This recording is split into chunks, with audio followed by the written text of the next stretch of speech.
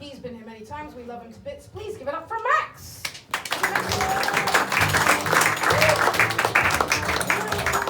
How you guys doing? Good? Yeah, as you can really tell from my voice, I am from the U.S. It's a country famous for a whole bunch of things that no one wants to be famous for. We're in Germany. You guys know what that's like. You gotta do them Holocaust jokes early so you know where you stand with the audience. But yeah, right now in the U.S., what we're famous for is how terribly we're fucking up the coronavirus. Right? Like over 200,000 people have died, and still there are a large number of people who think the coronavirus isn't real for some reason. Like I say, it's kind of like insisting that there's no such thing as fire while you watch your house burn down. That's awful. Actually, turns out we now know that Donald Trump knew or was warned in like the middle of January about the coronavirus, only he never got the warning because he was in Florida with his family playing golf. And the only part of that story that I have trouble believing is that Donald Trump spends time with his children. Right? Like, I think we can all agree Eric Trump has clearly never heard his father say, "I love you." And the only kid he seems to care about is Ivanka, right? And that's, I don't think I'd call that a father-daughter relationship. No, it's really more of a father-altar boy relationship. Not like the Catholic priest joke, except just one woman. Good. Alright, good to know. Yeah, so, because whenever you see them together, it always looks like he's forcing himself to remember that they're related. Right? Like if we ever find out that Ivanka Trump was actually adopted, Donald Trump is going to turn into Woody Allen like that. Some of you know who Woody Allen was.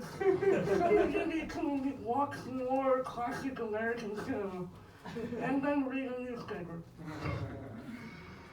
Yeah, so that's back. I've been in Berlin for about a year-ish, and I've noticed that as an American, you run into some awkward situations with people sometimes because, a lot of people abroad don't like us that much.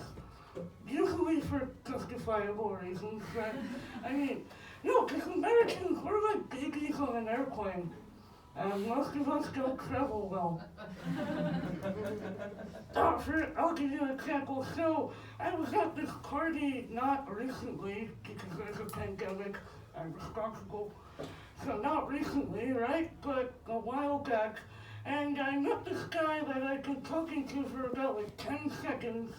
Never met him before. It's very important that you know this, that it's the first time I've ever seen him.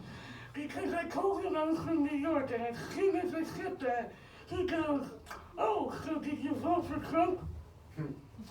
I was like, "No, first of all, that's a very intense question to ask someone you just met. Right?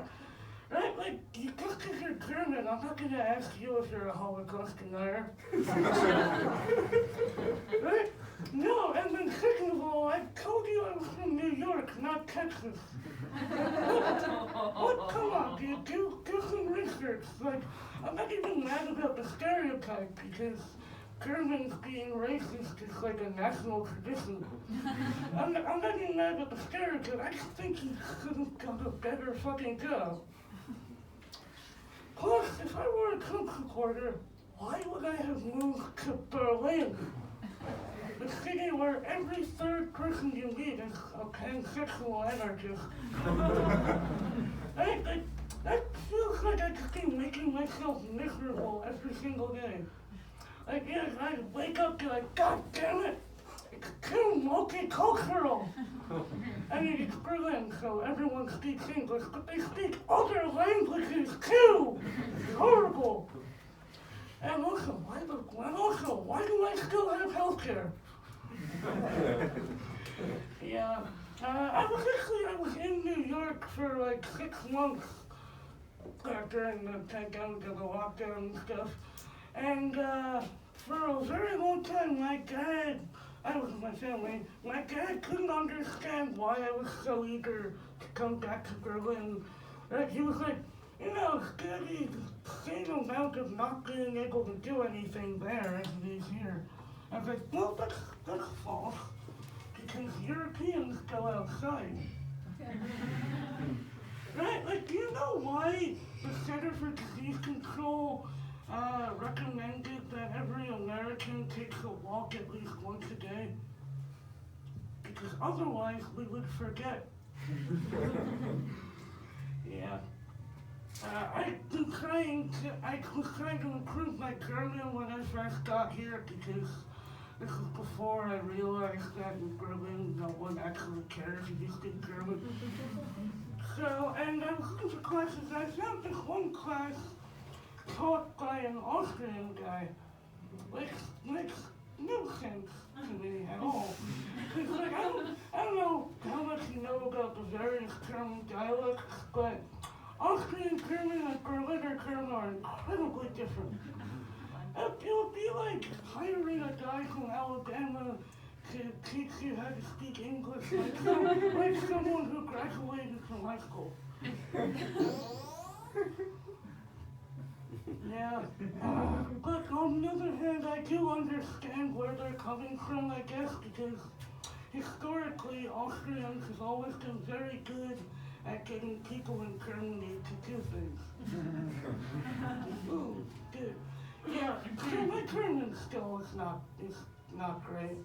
But I wish it was, especially now, because now that I'm seeing, whenever I get on the U-Bahn, I see all these people with like, they're wearing their masks or not covering their nose or not at all.